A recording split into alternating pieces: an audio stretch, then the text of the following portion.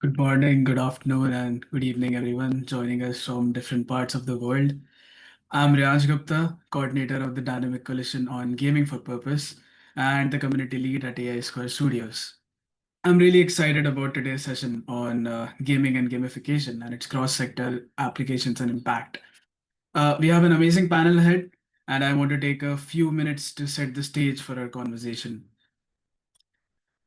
The word gaming is traditionally used to describe the activity of playing games, and whether it's online or offline, but it's commonly associated with entertainment and has been approached that way since a long time.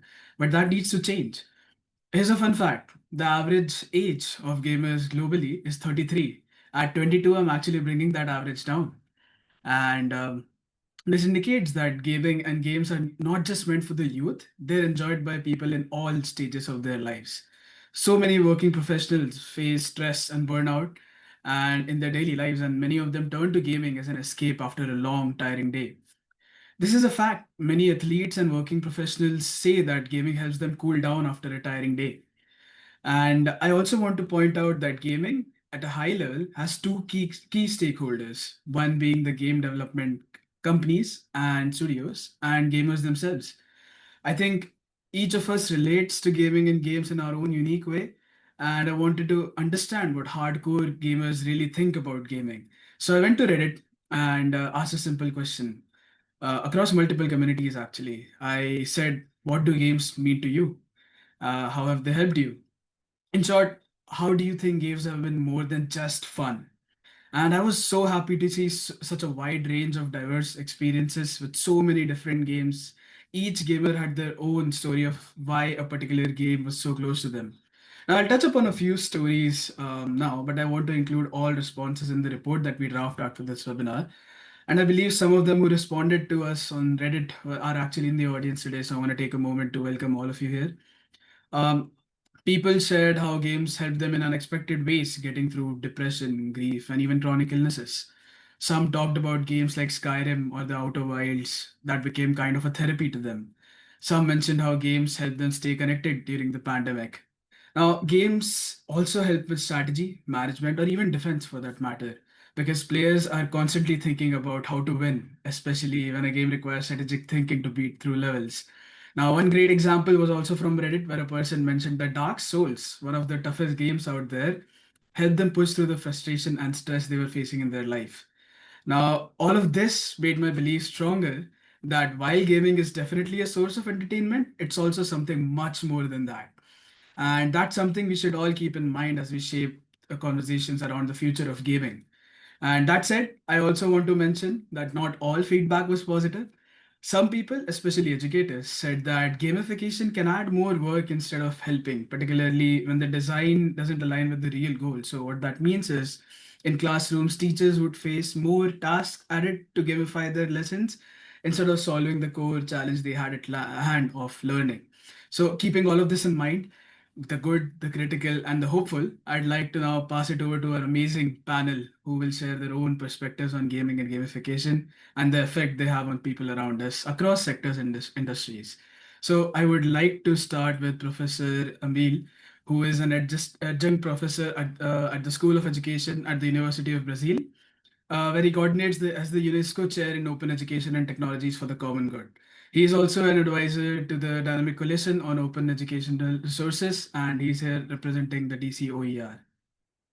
On to you, Professor. Thank you. So tall request to start this panel. So especially from somebody that's not quite an expert in gaming, but glad to be here. Glad to be sharing this moment with all of you and the 34 people that are here with us today.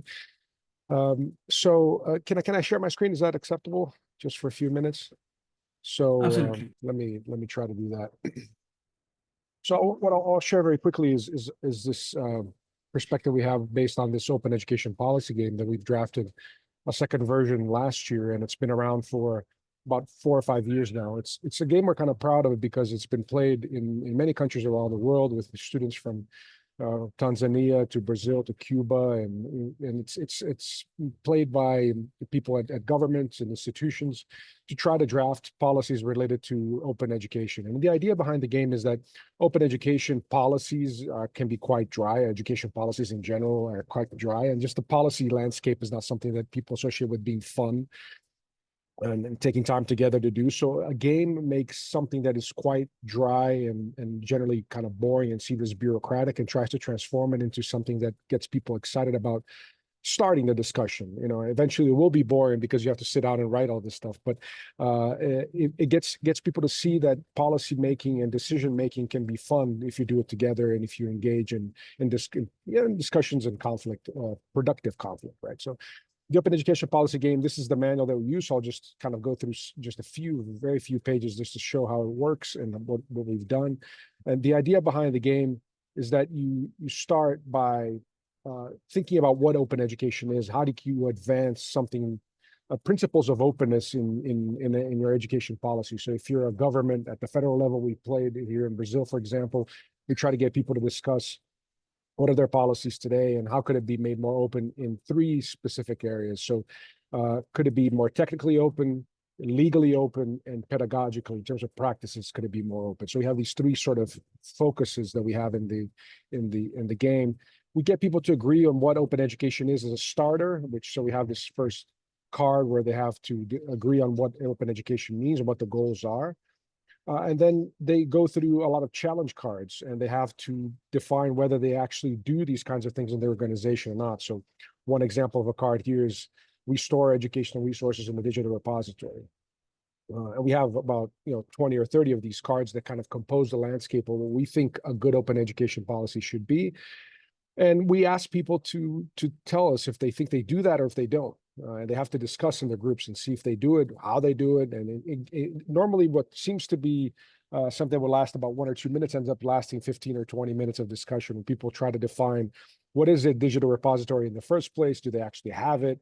What would it be looking like? And we help them by giving them these challenge cards where they have to define whether they agree on what a digital repository is, for example. It turns out that it's many different things for many people, and unless they agree on what it is, they can't define whether they do it or not. And that leads to a lot of really interesting discussions. And what happens in the end is that we provide this kind of gamified look at the policy itself. And so instead of having a Google Docs or something where people are going to keep drafting texts and collaboratively in kind of a dry fashion, when they define by putting on top of this board game, they put the things that they agree that they do, and they put the things on the bottom of the things they agree they don't do very well. They have kind of a landscape for drafting a policy on open education. So they could say, by looking at the cards that are on top, these are the things that we do well, or that maybe we can improve what we already have. And by looking at the things that are on the bottom, they can get a sense of the things that they don't do at all and that should be the subject of policy. And then they have to prioritize. They have to, based on some of the schematics of the game, they have to decide what are the things that are most important to them. And they put these little green dots on the board to make these decisions. And then in the end, you can have a game that goes through kind of a very dry process of drafting policy to identifying the priorities, making sure that people understand what those priorities are, building some consensus between people. It ends up being a very lively discussion between folks on something that could be generally boring. So it's been played for quite some time in many different places where we see it as an evolving game. This is kind of a nice thing about digital games is you can, based on previous experience, you can go back and redraft and rethink with the people that you're playing the game. So we get feedback every time from people that play the game, and we try to make it better. And so it's been kind of an exciting strategy to get people to talk about something that generally they don't want to do. Amazing, amazing. Thank you for that. I think that's a very interesting perspective on policy making and gaming. And we'll come back to policy making, but I want to pass it on to Roman first. Roman has made this happen, this webinar happen. Roman is the man behind this gaming webinar, and he's from the IGF Secretariat. Roman, please go ahead and share your remarks. Hello, dear participants. Greetings to all corners of the world from Geneva, from our headquarters in the Palais des Nations. So basically, what I can tell you, This topic is maybe one of the most curious ones because you know that gaming is the industry which touches uh, all continents, all age groups, all possible varieties of stakeholders, right? So some try to develop this sphere, some try to uh, control it, regulate it, and it's something really just growing as a sector. And I don't think that we already reached at least maybe 10% of the potential of the gaming industry. And all young people will definitely, I think, support me in this right now. But also my generation of already not that very young people, we also started our acknowledgement of the ICTs with actually with gaming, right? So and gamification, the same moment is another thing, is a process of making the usual routine in our workplaces more engaging and many more other processes more engaging. And with the rapid development of technologies and AI and other algorithms, we will definitely need more and more gamification in our lives to actually stay at least interested in what we are doing on a daily basis. So this is why I believe that this topic deserves uh, our concentrated attention, and this is why we in the IGF Secretariat will continue to follow this topic and support the development of the discussions on our platforms. Over to you. Thank you so much, Rowan. Thank you for making this happen. I'm very glad that the IGF Secretariat is also into gaming. So I'll pass it on to Dr. Rajendra. He is one of the leading policy makers, and he also chairs three DCs here at IGF, the DC on digital health, digital economy, and DC environment. And he is one person who has changed the field of digital health. So if you work in digital health, you know him. And he was also the advisor to the health minister of India. So I'll pass it on to you, Dr. Rajendra. Thank you, Rayansh. And Roman, picking up from you is always a pleasure. I think we have a very high regard for you, the way you are contributing to the growth of the dynamic conditions at the Internet Governance Forum. So, on the issue of gaming, a few years back, I'll tell you this real experience in London when Sir Muir Gray, the first chief knowledge officer of NHS, took me to a hospital CEO.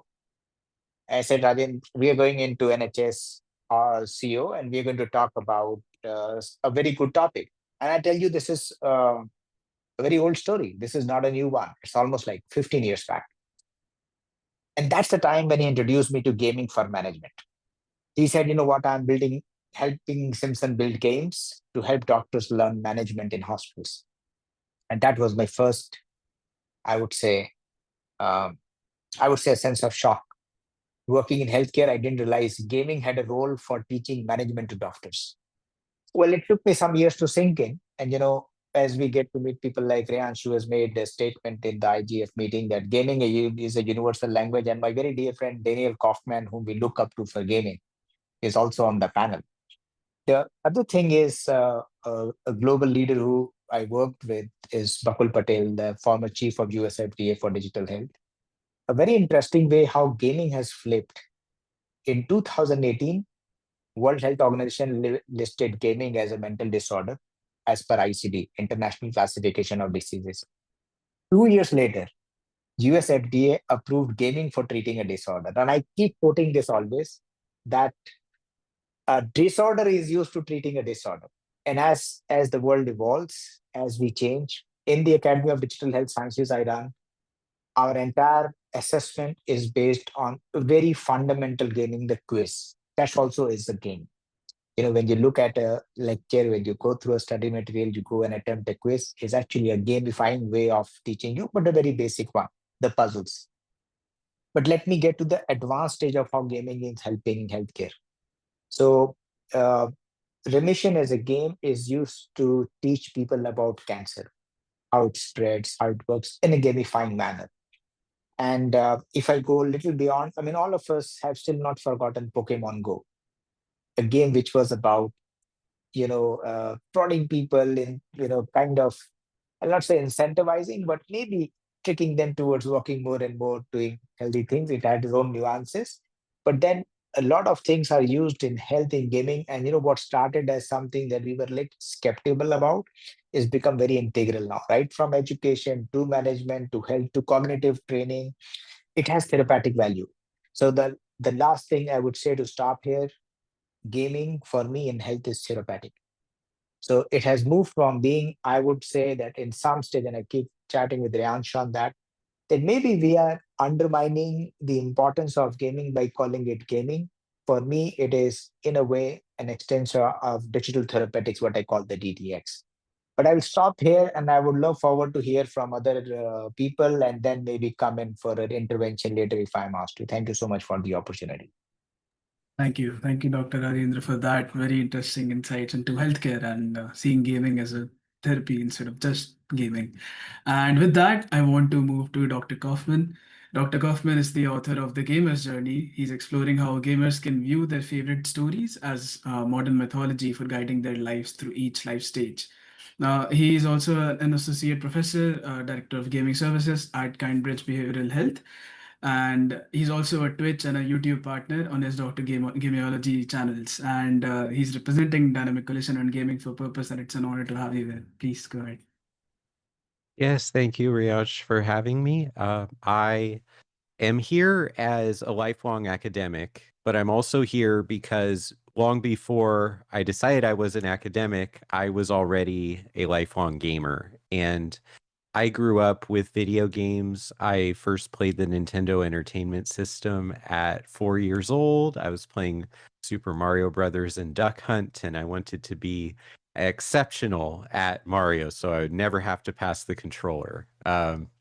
And I also had a lot of pressure on me to be good in academics starting in elementary school. And I experienced a metaphorical bridge between these challenges in life, whether it was a classroom or sports or sitting on the couch playing a video game. I understood that you can lose and you can try again, which is not a message a lot of people run into, and that you can get better, that each opportunity, each attempt is a chance for growth.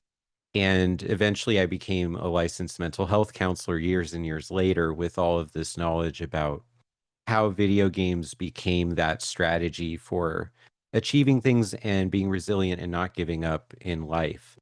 So at the same time, I started to get more and more into philosophy, deeper into my doctorate in clinical mental health counseling, counselor education, and supervision, and also becoming more and more aware of how we interact with people and help them using the tools of psychology. And the video games that resonated the most with me were not the multiplayer ones with stages and rounds like a Fortnite or Call of Duty. They were the ones with narratives and characters and plot development and these epic quests that reminded me of the stories that I would learn in middle school and high school, like the Odyssey and like Lord of the Rings. And if I would like to quickly screen share, I think that this can work. So I started thinking a lot about the monomyth and the stages of stories that have a mythological essence for us and how mythology has influenced the development of culture and created shared belief systems and values for people across generations and centuries of humankind existing on this planet. And even if a story is not something that literally happened, the fiction of it informs how people experience the chance at resilience and become the hero of the story as opposed to someone with situations impacting them. So in academia, every student has that moment where they decide, I'm going to apply. In work life, we all apply for jobs. In relationships, we all have to have that moment where we are either propositioned or we proposition someone else to live this next little part of your life with us. There's that moment of transformation where we do not have something, but we envision how wonderful our life would be if we had it, and we set out to go get it. And video games give this challenge and this opportunity to players in a low risk way to help them imagine a way that their life could be better and the world could be set right. And so, as a mental health counselor, that opportunity for change is one of the most important things that people are seeking when I get to meet them, or any clinician across the world gets to meet them. And so, I started to see the stages of these video games happening in people's lives, whether it's, again, relationships, home life, family, friends, academia, personal growth, career, finances. We experience the hope for these changes, and video games just give us a metaphorical strategy for how to make those happen. And that's what the gamer's journey is about. It's not just about playing a bunch of video games, it's about how the video games get into your mind and help you to start to believe in that hope that the change can happen. And then once you figure that out, then you can return back to your life, use those strategies in any life area that you want. And that's when people really unlock that heroic potential in their mental health journey.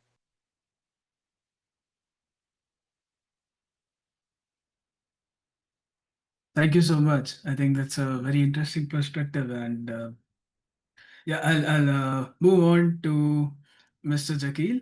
Mr. Abdullah is an international disability rights leader with experience ranging from governmental, academia, and the nonprofit sector. He's representing the Dynamic Coalition on Accessibility and Disability today. Please, over to you. Hello. Before I start, I see Sheila in the chat is asking about sign language interpreter. I don't know if someone's able to respond to that. I think we'll get back to that in a moment, but let me get back to that in a moment. Okay, so my name is Shaquille Abdullah. I would really like to focus on gaming and gamification as a tool for empowerment and advocacy. Gaming is one of the few spaces where imagination takes the lead. For people with disabilities, that imagination truly can become liberation. It's the difference between being told you can't and designing a world where you can, where your body, your mind, your experience is not a limitation, but a foundation for innovation. Gamification takes this even further and empowers us in classrooms, in hospitals, in advocacy. Through points, progress bars, adaptive goals, we can turn rehabilitation into resilience, and I feel learning into joy. Suddenly, therapy is no longer tedious, it's a challenge. Education becomes an adventure. And accessibility in gaming is not a side note, it's a proving ground. The adaptive PlayStation controllers, AI subtitles, customizable difficulties, these innovations were born from disabled gamers' needs, but their impact has reached far beyond us. They're shaping the future of inclusive technological advancements. Gaming also offers something that's harder to quantify, but just as important and powerful, which is community. Disabled players are building worlds together, forming online friendships, even leading careers in streaming and esports. We are not just players, we are creators, leaders, and storytellers.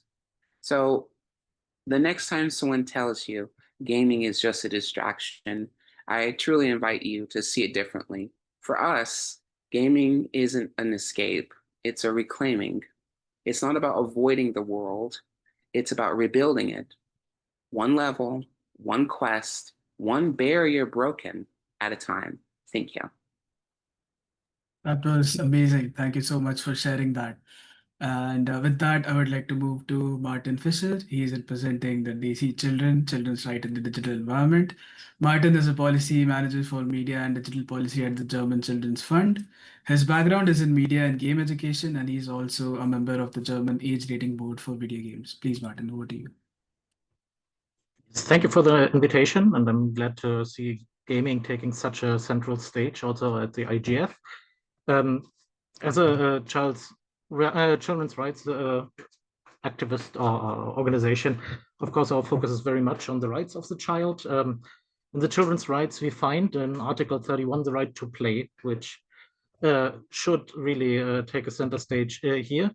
However, it is there very much understood as a leisure time activity, as free play, as creative play, which is often distinguished from the structured play that we will find in games. And it's primarily also understood as something that is done voluntarily and free from external pressure. So when we use gaming for education, when we use gaming for health, this might gets loose. However, in the children's rights, we also find provisions for health in Article 24. We find access to quality education in Articles 28 and 29. So there's a lot of things that come together. And when we want to look at children's rights, we always want to focus on the best interest of the child. But as you already introduced me, I'm also part of the age rating board. So I also want to look at the risks, and I want to highlight one point coming from that, and that is the gamification of games, because we see a lot of risks in games that are now coming to the forefront, in particularly contract risks, so anything that is related to payment, and conduct risks, anything related to excessive play, which is strongly gamified within the games. So the games themselves are being gamified, and I'm referring to stuff like loot boxes, I'm referring to login gifts, to emotional appeals through push messages, and all these kind of pressure techniques that are putting a lot of emotional load, a lot of a lot of burden on the child to be able to cope with these mechanisms, even though they're working the same way that games and gamification are meant to work. So I also want to put a little bit of a focus on this problematic aspect of gamification, but I'm very open and optimistic about also the whole gaming topic, and also analog games doing big thing here. Thank you. Thank you so much. I love the collection that you have. But yeah, I'll move on to Dr. Rugne. Dr. Rugne is the impact manager for the EIFL Public Library Innovation Program, where she leads the impact planning, evaluation, and capacity building initiatives for public libraries across Africa and beyond. On to you. Thank you so much.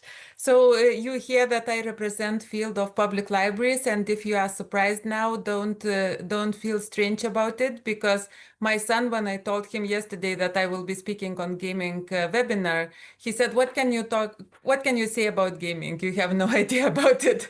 So I will show that libraries has a lot to do with gaming, and to prove my point, I want to share a few photos from the field so that you really see the work that we have been doing.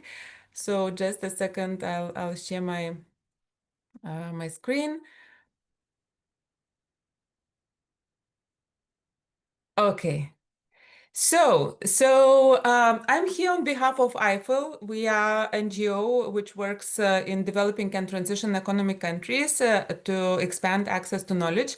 And I want to briefly share our experience from Ghana, where we work with public libraries on a digital literacy program for students. And gamification is really at the heart of this project. And public libraries use gaming in so many ways, starting from short games that we use for icebreakers and energizers to ease the initial tension, also to bring kids' attention back on track when they get distracted. A lot of practice sessions are run using games. For example, kids take their own videos and then edit them using new skills that they just learned. We also run a lot of online safety training that uses role play, where students play different online safety situations and discuss them afterwards. And I could continue forever giving more and more examples how libraries integrate quizzes, interactive tutorials, online games, and so on. But I also want to say that in many communities we work, so many people are still offline, and we also are very often faced with lack of access to devices. So we also have to look into offline gaming solutions, and one that libraries use is this game called Ranges. It's a game that teaches coding skills, and it's a mobile app and puzzle game. And learners learn intermediate coding skills, problem solving, logic thinking, collaboration as well. And all that does not require computer or internet. And it makes obviously gaming more accessible and more inclusive. So this can be played in small groups using cell phone or tablet and puzzles, and it can be even played in a big group using that grid on the floor. where everyone participates. Lastly, I want to say that often libraries use existing games, but in some cases we also co-develop and co-design games that reflect local realities. So one example of that is our collaboration with the University of Washington, where we are co-designing a game that is addressing misinformation. This is escape room type game. It doesn't use any technology at all, and it does cover topics like how to identify misinformation, how misinformation spreads, how to identify AI-generated content, and so on. So our experience shows that gamification is a real game changer. Really, it not only boosts motivation of learners, but we also are tracking better learning outcomes. And in some cases, it also challenges our stereotypes. So our recent experience with a misinformation game shows that children actually outplay adults and girls actually outplay boys. So thank you, and I'm looking forward for the discussion. Thank you so much. That's a very interesting perspective. I'll pass it on to Amali De Silva Mitchell. He's from the DC Data Driven Health Technologies, founder and coordinator of DC DDHT. On to you. Thank you for inviting me here. I appreciate that. So I'm not going to talk too much about health because I think it has been covered quite a bit. And the only thing I would say is that gaming can be very helpful in training for ethics. And that's something that's very important across all applications. And ethics training can be simulated. So I want to work on this word simulation, because we're not using real data often here because there are privacy concerns and confidentiality concerns. So you must always remember when you're gaming that you're not necessarily always using factual data, right? So you're using, let's call it bogus data. And that is something that also has to be brought in when people are using games, that they may not be using real life data. Okay, so simulations are there. Taking on simulations, I have a background, I'm a professional accountant, I'm an economist as well with a background in IT.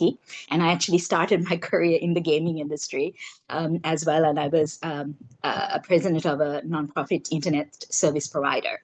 So one thing we realized in those early years is gaming was one of those things that really drove the increase of use of the internet. So it's been there 30 years for sure, if not more, right? But whoever started using the internet. So one thing is that it was very much known as games, but what we can do is use games for simulation. So, for instance, you see these pilots, they learn on simulation games of the airplane, right? But we can also use it for lots of other things, climate change studies, for instance. We can look at resource planning across every sector. We can use that. So it's a very important tool for model building and putting out those policy making tools, as was mentioned by the first speaker. I think it's an excellent opportunity to do that. But we must always remember, go back to it, think of the quality of the data. And that's what we are concerned in our dynamic commission, the quality of the data. So we must separate that from the real and the fake data, okay? And when we're training patients to use applications, we must also, show them that those demarcations, okay? And it was referred to misinformation as well, and we don't want to create that, right? So I think that is basically what I wanted to share. In terms of how we can use gaming. It's a tremendous opportunity for all ages, and not only mental health, it can also be for the physical health. It can show you how to do exercises, for instance. It's being used, for instance, for small children in terms of developing their language capacities. And just empathy, it was used, the gentleman from the disabilities culture spoke about it. And I remember actually 30 years ago, we thought the internet was fantastic as a companion for people isolated at home. And, it can go further than that as well. So we hope it'll be a wonderful thing. We're also hearing that certain gaming companies in Vancouver, British Columbia have set up this donations policy. So people who sign on for a game can say, look, give $1 to a charity. And I thought I just thought about that just now, and this may be a great thing for IGF collecting money, in terms of UN funding, where you can get some of these companies to sign on to this donations process. And I hear there's an application out of Vancouver, British Columbia. So thank you very much. Thank you. Thank you so much for that. It's very interesting to see how gaming has been applied across sectors. And yeah, I'll move on to Rohan. Rohan is a teen and youth representative from Dynamic Coalition on Gaming for Purpose. Rohan, on to you. Hi, my name is Rohan. I'm a rising 12th grader from California. I'll briefly explain why I believe gaming is important, especially for the youth, from the youth perspective, and about how an app that I created called Math Premier League was born. So Math Premier League, which is MPL for short, started as a simple conversation with my dad. I'd always loved math, but I'd wanted to use it to make a further impact. So um, it started as a simple conversation, as I said, and MPL was formed as a combination of my favorite hobbies of chess, cricket, and math. And the goal was to gamify math so that teens don't have to feel like they have to study math, but rather that they can play math. So growing up, I didn't play too many video games, which is quite abnormal for many people my age. But over the past couple of years, I've played more than 5,000 games of chess. And I've always been attracted and found the numerical ELO rating system very addictive, and how each chess game, regardless if it's a win, a draw, or a loss, affects your score. And I really enjoyed this because it made improvement feel very measurable and motivating. And I wanted that same feeling to be in math. And I remember my dad used to tell me when I was like really young that I used to be that kid in the corner of like family events to ask my uncles to give me just one more math problem to solve. And I really was excited and enjoyed math. But I noticed that in school, there were very few of my peers who found the same joy. And I was hooked by the numbers because when I found a way to make a mental game by multiplying and dividing numbers in my head. And that really piqued my interest. But when I was explaining my friend his pre-calculus homework, I tried to approach it in a more gamified way, and that seemed to help him understand it better. And that was a moment that's when I realized that gamification works when it's done with a purpose. That's why my dad and I teamed up with Rayanj to join the UN Dynamic Coalition for Gaming for a Purpose. And our goal is to show how platforms like MPL with AI tools can transform education. We're currently working on incorporating AI to personalize feedback and adjust problem difficulties based on the player's skill level, so that the game levels up as the player improves. To me, gaming in education is very powerful, especially from a youth perspective, because if we can design math to feel like a game of chess that people enjoy, then we can get more students excited about learning it rather than dreading it. And that's the purpose behind MPL. Thank you, Rohan. Thank you for that. I think I'll have to take some chess lessons from you. But yeah, I'll move on to a question. I'll give a question to all the panelists, and I want your views on that. The question is, how do you see gaming in the future, and your view on how we can leverage gaming and game mechanics in the work that you do in your domain and your industry? So, how would gaming look like, let's say, 5 years in the future for us, and how can we involve gaming and game mechanics into the work that we do daily? So, I'll move to Professor Amil first, and then we can go on.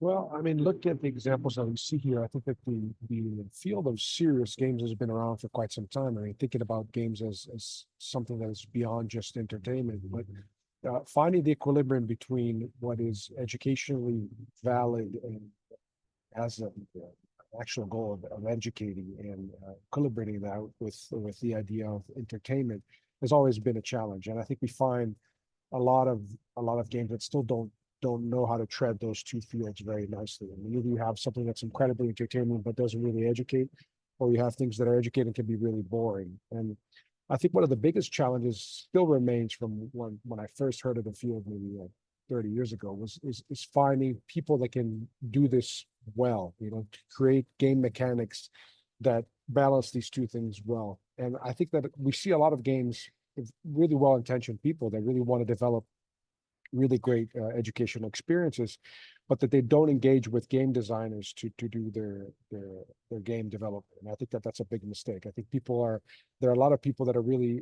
very well versed on finding this equilibrium between entertainment and pedagogical principles, and they should be valued like designers are for any sort of educational material. You know, we always think that we can design things and make them pretty, but when you put it in the hands of a designer, it becomes something completely different. I think the same idea happens with games. We need to engage with people that are doing this kind of professionally and that can really come up with really excellent, great mechanics to make this happen. Thank you. Thank you for that. I'll move on to Dr. Rajendra for your views on that question.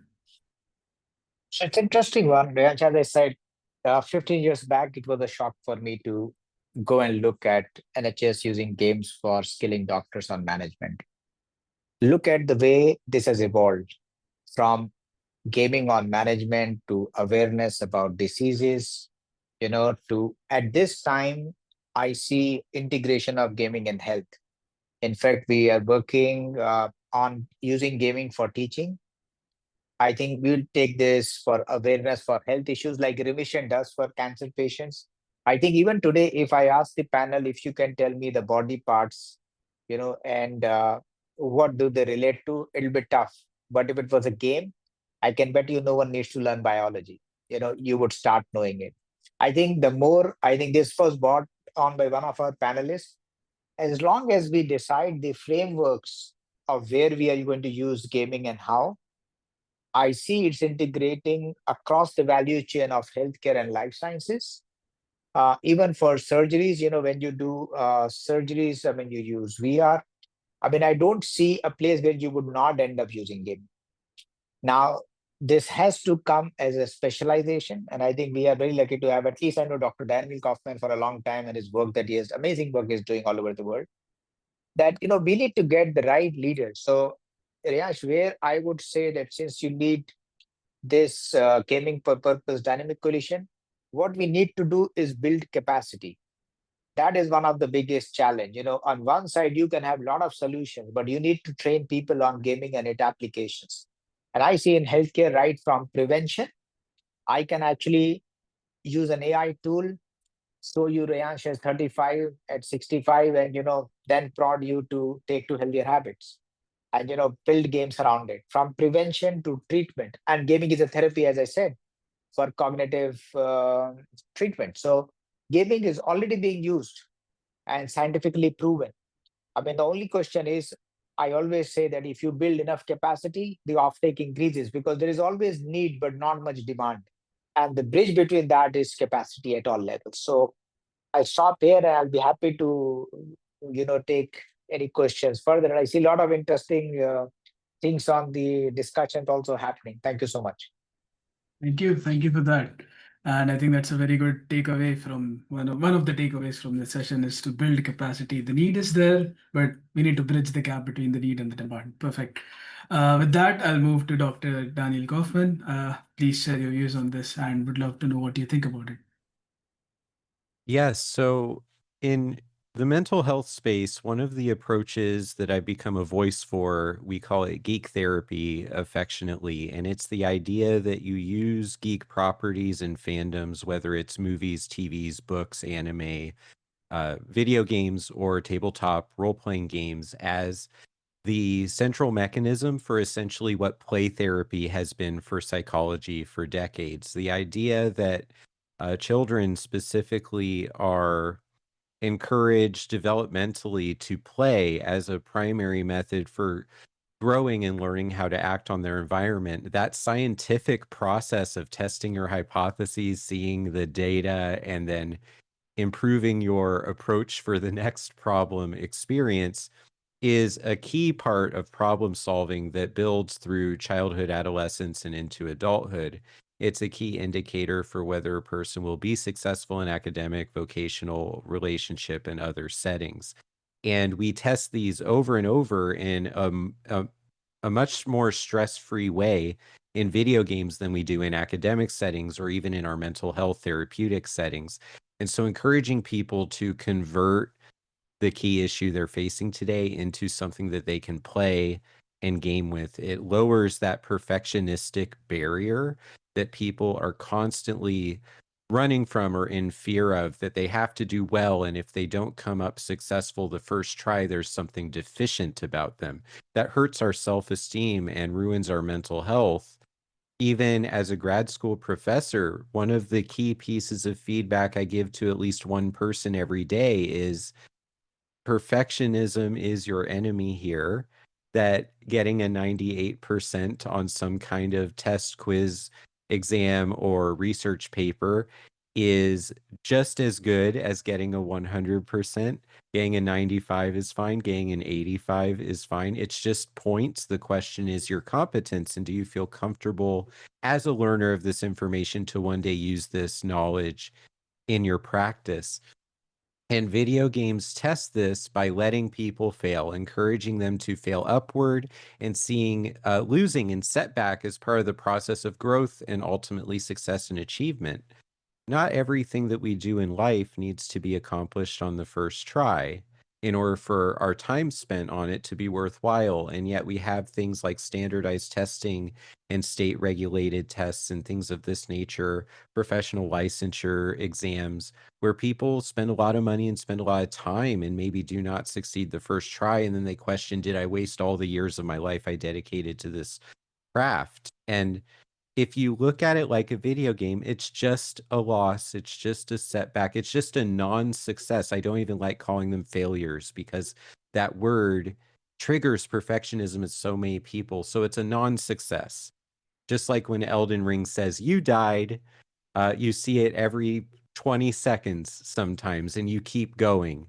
And like in Expedition 33 right now, when one falls, we continue. That's a key phrase. Video games give us mantras, and they give us relatable, recognizable tropes, truisms, and strategies for life. It's everywhere. It teaches us about our emotions. It teaches us deeper about our cognitive processes.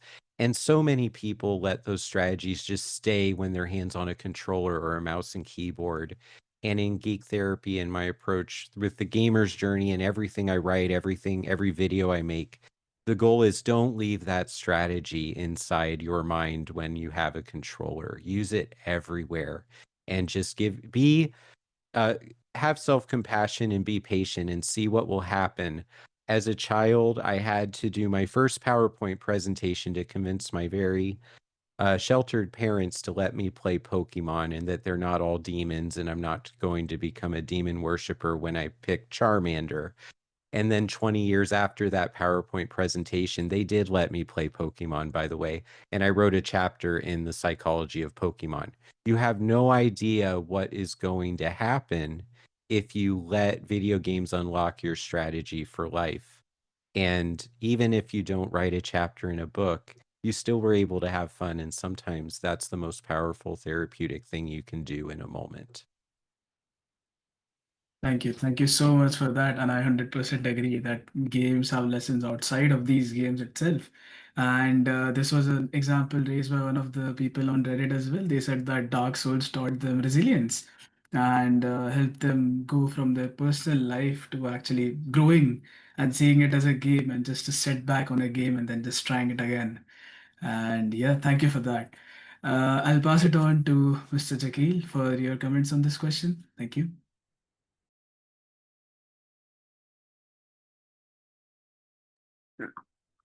Is it working? Okay, my mouse died. Yes, I will say that at least for the disability accessibility component, we've really been seeing a lot of headway. And this is something I'm very happy about. I also happen to be disabled myself. I've been doing a lot of disability conferences. I was recently in the Global Disability Summit that was housed in Berlin in Germany. And I'm really noticing a lot of key components that are involving gaming, whether it's VR. I've seen applications where VR is starting to be integrated in physical therapy, cognitive behavioral therapy. So I've really been seeing a lot of positive leadway with the healthcare field, blending with the community support field as well for education, at least here during the lockdown with COVID, a lot of schools and programs were trying to integrate these type of elements into continuing education while students were at home. And so we've really been seeing a lot of leadway to not cease it, but redefine what those guidelines might look like to keep it continuously going.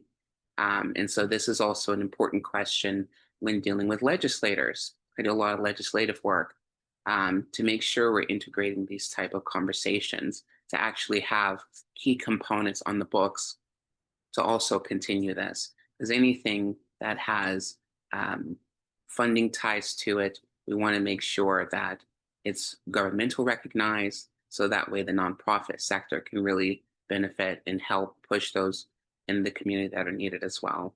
So yes, my outlook in general is very positive. Thank you so much for that. Very insightful, and that is certainly one of the things that will be in the key takeaways, that we should be aware of the challenges that come with it. And yeah, thank you for that. I'll pass it on to Martin. Please, your views on this. Sure.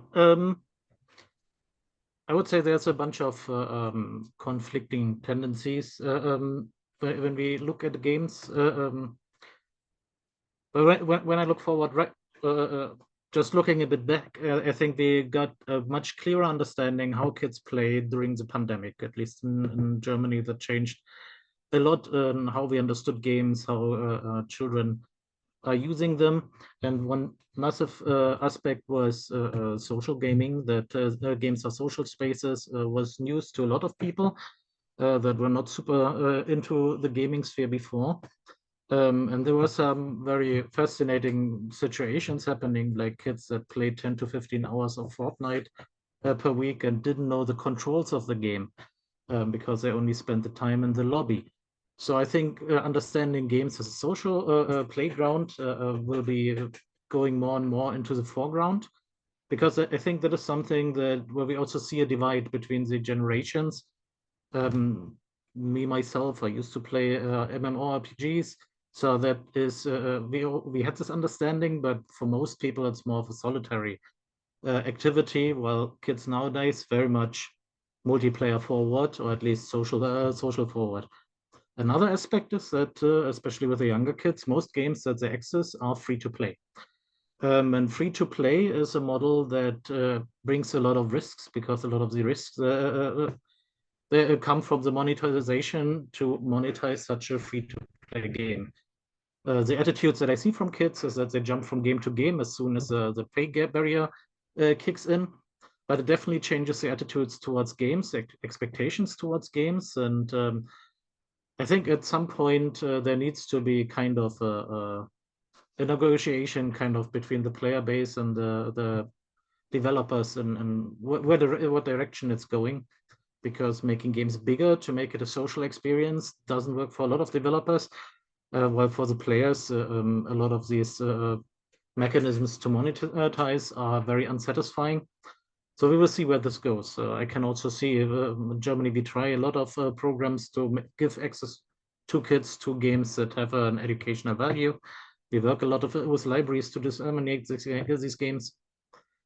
There's a lot of possibilities, I think, but I think that we are also kind of going towards a point where there needs to be some decisions in what direction we want to develop games further into.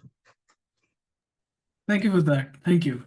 Yeah, with that, I'll move to Dr. Ubnev. Your views on this, and how do you think it would look like? So you already know that I'm not a game developer or gaming specialist, so it's hard for me to talk about future. But what I see and what we are observing is more and more creative use of gamification, not necessarily video games, but gamification as a method in libraries. And I shared only one example from Ghana, but we have so many more. Like we had a few years ago Innovation Award, where we invited libraries who have programs that use gaming for learning, and we got really interesting examples of a library in Colombia who teaches entrepreneurship using game approach, or another library in Lithuania who is using virtual learning environment and for reading, for therapeutic reading, and it's aimed at children who have mental, emotional issues. So we see diversity really of how this can be applied, and this is why we are also following the field of where the gaming is going. But at the same time, I think there is a tendency to look for more and more advanced technologies like virtual reality and artificial intelligence and so on. And what is worrying me is what we are doing with people who are left behind. Sometimes development of technology means that we are not closing the gap, but we are widening the gap, and people who had no access are just further from everything. So I think that when we talk about development of new things, we have to also keep in mind that there are people behind, and how we make sure that they also have access, especially to learning tools, and that that our games that we are developing help to build equal access, so supporting low-tech solutions and uh, thinking about how it will look for someone who does not have good reading skills, how to overcome that. Also, another point that I want to bring in the discussion, and I think it's quite sensitive, is how we reflect local realities. So many games are developed in Western cultures, and we are happy to use them. We do use things like Interland in our online safety programs. But sometimes when you go to a local community, kids don't relate to those games. So how to make those games reflect their local realities, their culture, their tradition, the colors that they normally see around. So there are some things that come into play when we think about the future of gaming and development. These are things that I would like game developers to also consider, at least from the educational point of view, not from the commercial point of view. Thank you. Thank you. Thank you. No, thank you for that. I think that's a very interesting perspective. I'll move on to Rohan for your views. Um, Hi, okay. So, and just to clarify, the question is, how do you see gaming in your view and how we can leverage gaming in the work you do in your domain industry? That's right. Okay. So, um, okay. So I personally see gaming, well, it's right in MPL. The whole point of MPL is to gamify math so that we can create a game which is educational, but it still has a purpose. And we're leveraging AI in our game because um, we are, like I said earlier, we're personalizing each problem at the difficulty of the opponent. So what AI will do is it's going to track the progress of the players and how their performance is going, and it's going to feed them problems at their level or slightly above to help them improve. And so the point of the MPL, the way it will work, I'll give a brief explanation. So we're gonna have you'll either a player will either play by themselves, like against the computer, or against another person. And the goal is that there's going to be a set of problems, and the person who can solve the problems the fastest or with the most accuracy will win the round. And if you win, like chess.com, we're implementing an ELO type rating system where your score will improve. So you can easily see how each individual game, like chess.com, can increase your score. And for me, I've always been intrigued by an idea of a score, and that's always motivated me to try and improve my score. So that's a lot of the gaming aspect, and through AI, we're helping make it more personalized. Thank you, Rohan. Thank you for that. Now, I want to address a point that Martin raised. To ensure that there's a balance, would we need guidelines to make sure that use does not turn into abuse? So, would be a good example of this would be social media. But what are your views on that? What about the guidelines and making sure that we address these negatives as well? There are a lot of upsides, but they all come with some downsides. So how do we address that, and what would be the guidelines that the game developers should be aware of, and the relevant stakeholders and the gamers, more importantly, should be aware of? And I'll start with Martin. What are your views on that? We have a clear answer what we would want from that, and that's so-called children's rights impact assessment. So when we are developing these kind of technologies or these use that is directed at children, children's rights should be considered as a whole. Like I said, if it's health, if it's participation, all these rights can be positive, but we also need to negotiate that with risks. And if overall it's a net positive for the child, the best interest of the child is kept, then go forward, do this technology. And as a member of the age rating agency, I must say, we always try to balance these together and also look at what can this game provide for children. But in the end, the risk use needs to be out of the way in order to give an age rating that makes the game accessible for children. Thank you. Interesting perspective.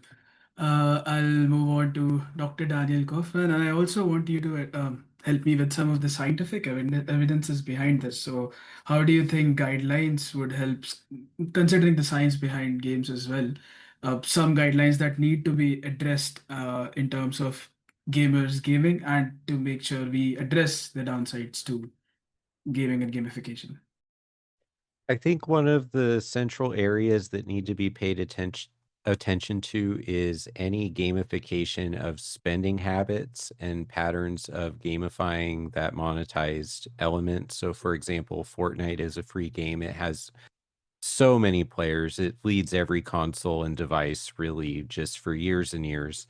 And it's a platform for many different activities, not just Fortnite matches. And so people spend a lot of time in that digital environment. But the encouragement to purchase new skins and outfits and get more characters in your collection and play a certain number of matches and unlock some freebies and some new accessories and things. So you have these season passes, those cost something, but they encourage um, escalating your amount of engagement with the game in order to not waste that money and to capture all of those collectibles during the month. So there are things that are done in video games that have a cost, whether it's a monetary cost or a time investment cost or opportunity cost. And those things can affect a person's mental health because every time you choose to play a game, you're also choosing not to do other things. And sometimes those other things are unimportant and it's okay to freely make that choice. Other times, the alternative activity is rather important, and not doing it increases stress later when you return to it, if you even do return to it. And so this affects your mental health, it affects your finances, it affects your well-being. So it's important when video game companies choose to create a mechanic around time investment, engagement, or financial spending for them to consider the ramifications on a player. Just really quick, some games are excessively long just by adding a lot of extra fluff content. And so you look at what are the valuable activities in this game, and you might say 25 hours of this game feels really worth my time doing. And then another part of that story game is the side content and things. And you could say that maybe 80 hours of this game I could have done without. And so now you have this game that takes over 100 hours of engagement to feel like you have completed it, when actually the part that you were enjoying was only a fraction of that. And this is something that game companies are doing more and more because it takes so much money and time to develop some of these AAA level games that they want people to feel like spending $80 or higher on it is a purchase that's worthwhile. But the cost of that is sometimes the game would have been just fine if it had 50% of the content and valued the player's free time a little bit more.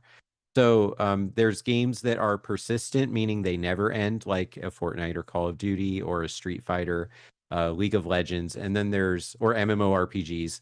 And then there's games that are time limited and you can actually finish them. And so all these types of games have mechanics like this that affect how does the game fit into my player's life.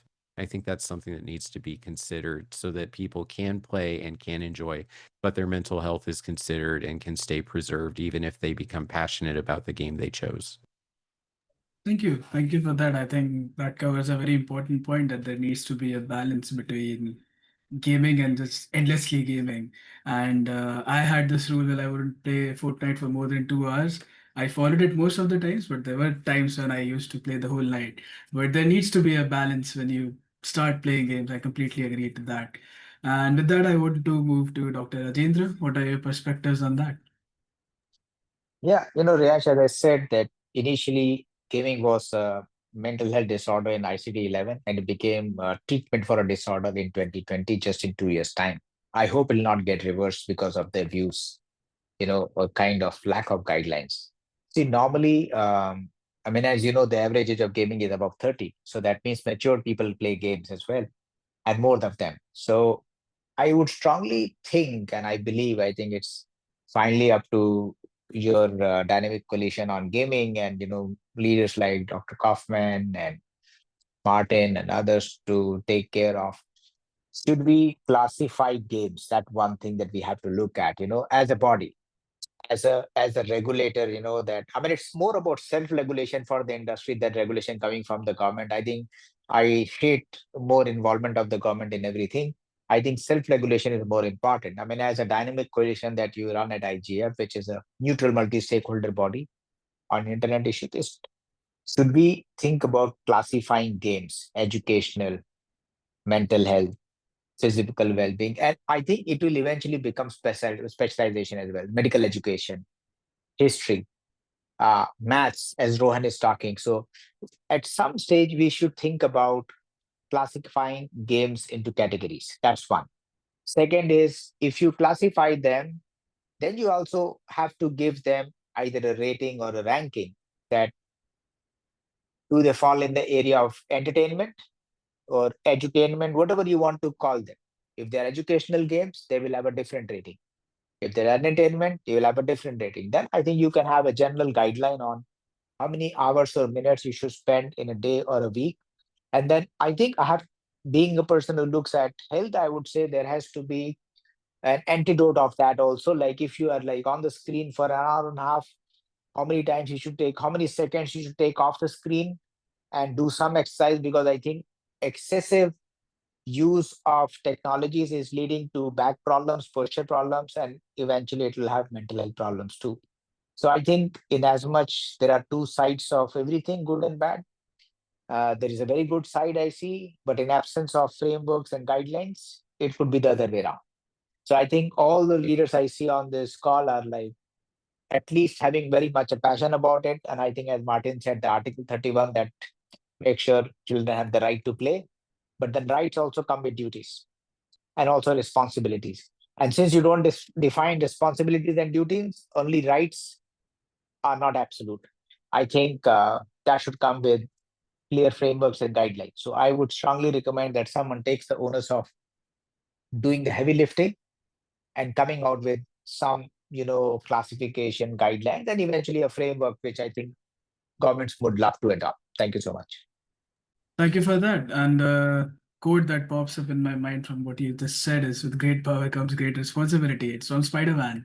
And it is something that us as gamers as well should consider when we start, getting involved in these games and making sure that there is a balance with what we do and making sure it doesn't turn into something that we don't want.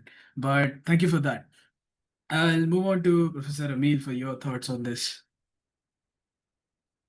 So what we're working on is mostly games that are not focused on children. So I think it's very nice to hear what the colleagues mentioned and the concerns.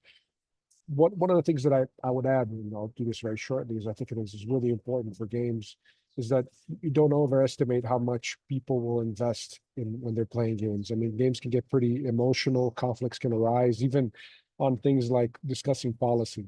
People get very involved in these things and they really want to defend their turf. So one of the things that I think is very, very valuable is always to have a moderator. An informed moderator with experience always helps quite a bit.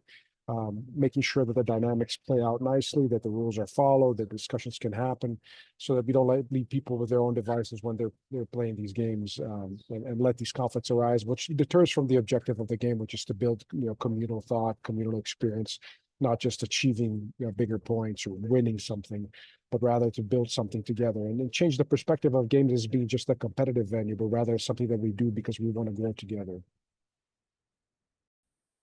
Thank you. Thank you for that. I'll move on to Amali for your views on that.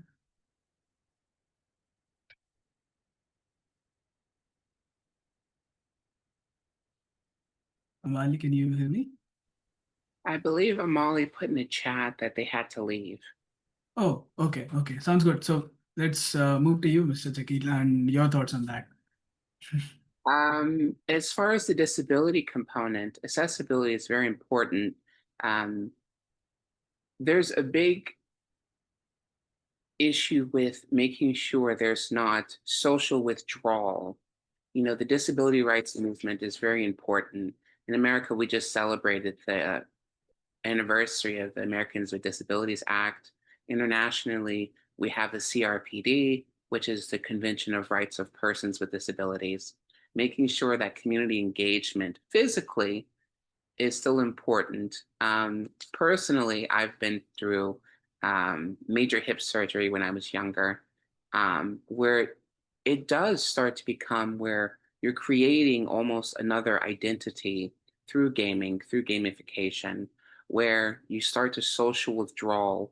So I do feel like, especially with the disability community, it's important to have guidelines, especially for those receiving disability services.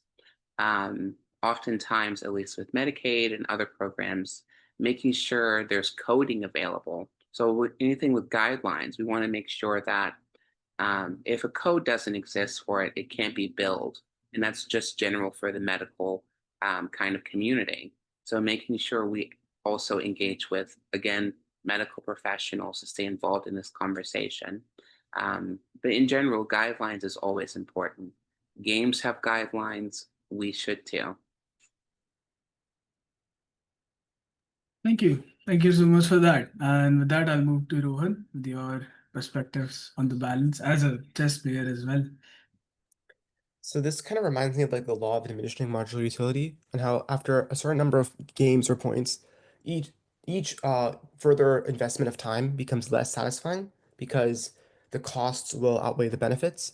So I believe there always is a balance with everything that people do, especially when it comes to games. If I'm watching YouTube, for example, or playing a game, I'll enjoy it for the first hour.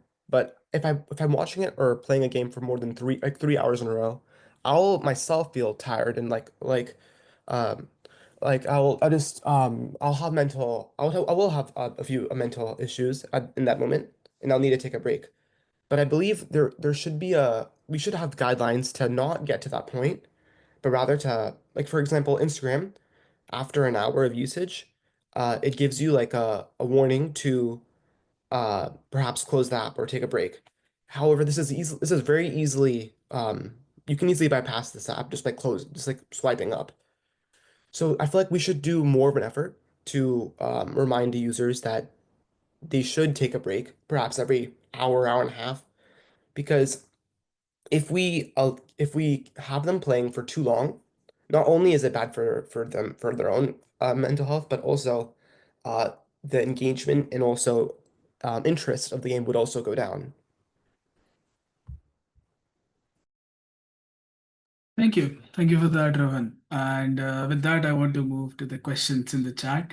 So we have one question from Peter, who mentioned that they want to learn about how games can change the learning of rural children in Uganda. So I want to direct that question to Dr. Ugne first, and then we can move on to other panelists. I think I might not be the best one to answer because Peter is our longtime partner and it's one of wonderful libraries that we work with. And I see Peter in every single event because he's always there to get new ideas. So we've Amazing. exchanged many discussions. But I think that gaming is definitely expanding library activities, and maybe in early stages it was seen as a little bit skeptical, also from educators community. Gaming something not serious. I think that now they're really recognizing that learning techniques. Again, I'm not talking only about video games, but gaming techniques make learning process much more enjoyable, and we see boost of enthusiasm from students. But getting back to the previous question, I just want to add one little thing about data protection and privacy. As public libraries, often our users are beginners. They are people who connect to the internet for the very first time. So we also feel responsibility of, if you bring someone online, you have to also warn them about risks and bad side of things. So I think that we have to talk a lot about education around online safety, about digital privacy, and not only from the technical point of view. Like I like the example that Ron shared of, apps maybe showing you a warning that you are already spending second hour online. But we also need a lot of education, and this is where we have to work together across every sector, across every level as well, to make sure that we not only teach people to play, but we also show that other side and talk about digital well-being, risks for their mental health, for their physical health. So this is what I wanted to also contribute, and I think that it's also very important when we talk about regulations and guidelines. Thank you so much. Thank you. And Thank you thanks, so Peter, for joining and being around always.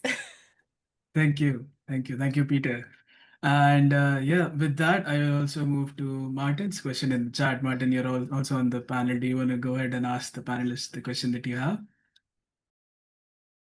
I can do. I already got my first answer from Daniel. I was asking directly towards Daniel, Dr. Kaufman, and Dr. Gupta about mental health, because we see an increasing trend because of little psychological support, or very limited support, that children increasingly go to social media, short video from video platforms, and AI assistants for relationship advice, for mental health support. And I was wondering if you see potential in AI to design highly personalized gaming experiences with a therapeutic purpose. Martin, I can actually put in. I wrote a book called Your Degree is Not Enough: Education for Gen Next in 2020. I talked about how AI could personalize teaching for individuals at their level of understanding. And that's happening now. Second thing, I see that mental health issues will now grow at an exponential pace. We do not have so many mental health professionals, but we do have psychometric tools where we can figure out various, I would say, not only mental health, but developmental and neurodiversity issues and personality traits in children. We are doing a very large study on autism and ADHD. And I agree that AI has some skepticism around it, but it's also fairly advanced. I think it can today do a very good risk assessment, I would say, and a screening. When you find someone with being at the borderline or predisposed, you can actually go to a psychologist or a psychiatrist for a proper diagnostic. So it can help you understand things very early. What I see about AI is its ability to predict before symptoms set in. That's being the one part on the diagnostics. On the other side, I believe that AI, as I said in one of the podcasts, is AI is not just a platform, it's the solution as well. And you will see that. And then as we are building some of those in the patients union we run, we believe that you could have a real AI doctor with you. And before the end of the year, we would be launching that, not just for the India, but also for other countries and other parts of the world. So I think, well, it's not accurate as AI as it is today, but something is better than nothing. And when there's something is backed by algorithms, which is based on real data, it certainly is a great help when nothing is in your hands. So I think I short answer is yes, AI will do the job. The long answer needs a whole lot of work, evidence, and some patience to reach there. But AI is getting there. Thank you. I also want Dr. Kaufman to share your perspective on this. I know you have put something in the chat, but I would love to hear it. What do you Yeah. think? So at Kindbridge Behavioral Health, we actually have an AI bot that is free to use on our website, and it has the ability to triage general mental health, gambling, and video game related issues or concerns, and also explain from a health-based perspective how to keep these activities healthy and how to differentiate between a diagnostic condition or something that is becoming pathological in the flow of a person's life. The bot is largely programmed by everything I've ever written and a lot of things that I've spoken in video form and a lot of the work of other highly trained and educated people within the Kindbridge behavioral health system. But I would say that as far as where its knowledge comes from, I can say I'm the primary author at this point. And so Kindbridge AI has that ability, like I said in the chat, at this point, if someone wanted to take the brain inside that knowledge set and apply it into an NPC in a video game, it could be done. In Fortnite, just recently, a few months back, Star Wars always comes through Fortnite in the month of May because of May the 4th be with you. They added an AI-driven Darth Vader bot that is synthesized to sound like James Earl Jones's voice and would have the ability to interact through the voice chat of the player with basically anything you wanted to ask it. And people were having fun with this, making Darth Vader say goofy things, but always staying in character. And so this is an example of creating a character where all of the voice lines are not pre-recorded. They are being generated in real time with the response of the AI tool that is designed to stay in character.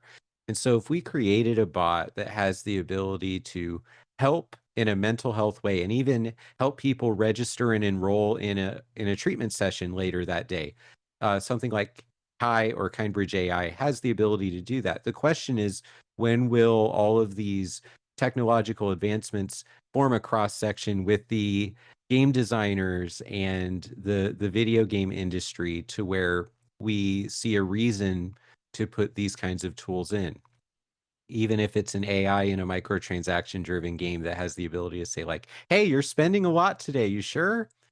That could be a big responsible gambling step forward to help people stay healthy and maybe only spend $100 instead of $500 in any given day.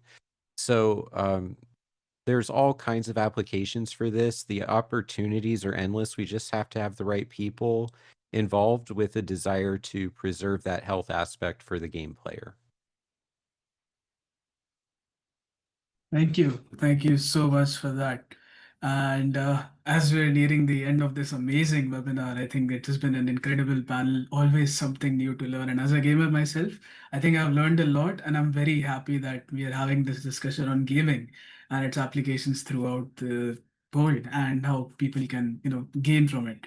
But I want to move to the key takeaways from each of the panelists. So just closing out the webinar, getting your key takeaways and the recommendations for the next steps that we should have with this discussion.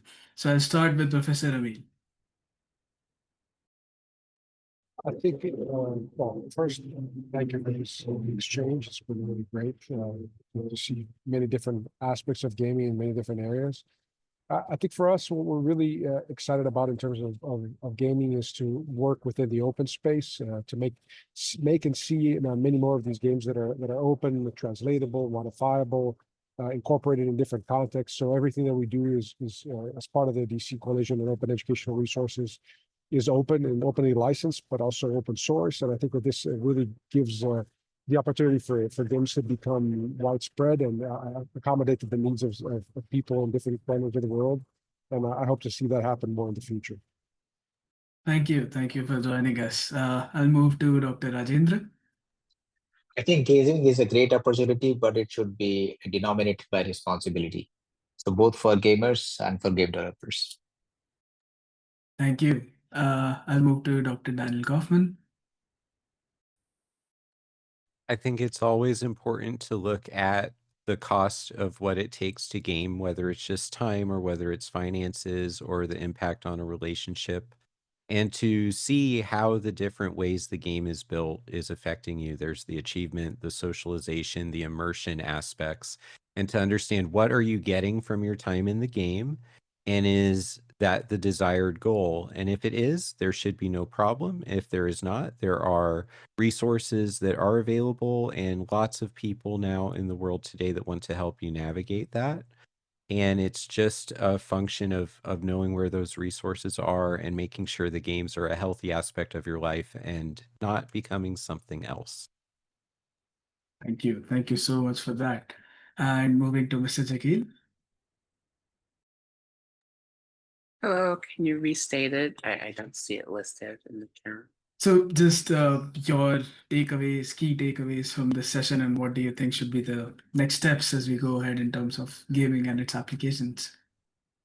Well, first, I'll say more dialogue between the dynamic coalitions. I feel this was a very important subject. So I really hope that this will remain a key takeaway, continued cross dialogue between each other. And another big key takeaway is that for the disability community, this will remain a very important subject for the years to come. And yeah, I'll really hope to hear from a lot of the coalitions very soon. Thank you. Thank you. Moving on to Martin.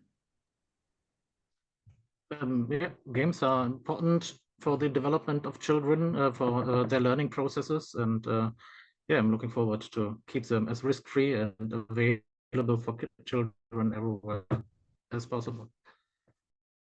Thank you. Moving on to Dr. Ilgne. Thank you. So I think one of my main takeaways was actually from Professor Emil. I really liked his approach into policy development. I never thought about applying gamification to that, and I'll definitely check out the results that he showed for follow-up. And for some recommendations, I think that just the same things that we already touched on. I think that as we go forward, we have to really make sure that we are accessible to everyone and inclusive, because it's very easy to leave so many people behind. Concerns about safety and privacy are another point that I think is really, really important. And lastly, I want to second thoughts about open source and whatever whatever is not a commercial, we would like to see it open source as an open educational resource, because to really apply it to local communities, many times we have to adapt it and we have to localize it. So we cannot do it if it's closed product and final product, and we cannot do anything about it. So these are my contributions and great insights from colleagues. Thank you so much. Thank you. Thank you for that. And I'll move on to Rohan. Yeah, I'd like to say that gaming has always been, for me at least, a much more fun way to learn stuff. I remember in history class last year, we were doing a unit on geography, and I've always been really bad about geography. And so we had to memorize all the places in like Europe and Africa, and it was really difficult.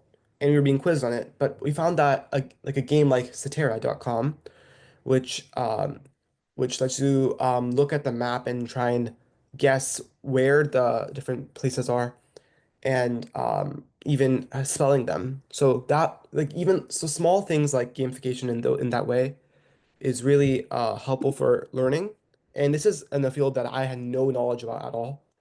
And so if this is just like a key example of how we could continue to use gaming for to help people learn, and especially for my age, um, gamification is really important.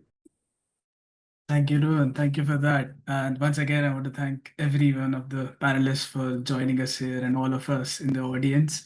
It has been a very insightful session, and we will continue to advocate for gaming as more than just entertainment at DC Gaming for Purpose.